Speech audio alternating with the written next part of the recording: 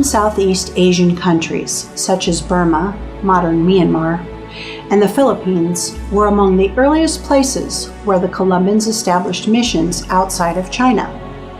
In the 1950s and 60s, this region, along with most of the rest of the world, had become engulfed in the Cold War between communist and free nations. By 1960, this global clash was sowing the seeds of the Vietnam War, and it would directly affect the Columban Fathers. The January 1960 issue of the Far East magazine featured an article about the expulsion in summer 1959 of two Columbans, Archbishop John Dooley and Father Terence O'Driscoll, from Hanoi, North Vietnam.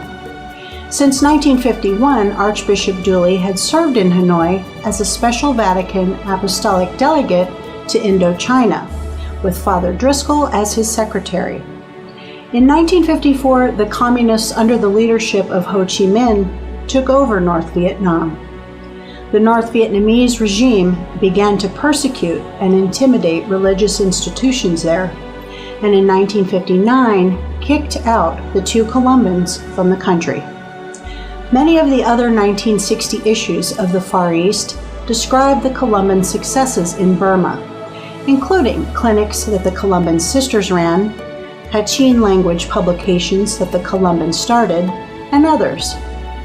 But trouble was brewing there as well.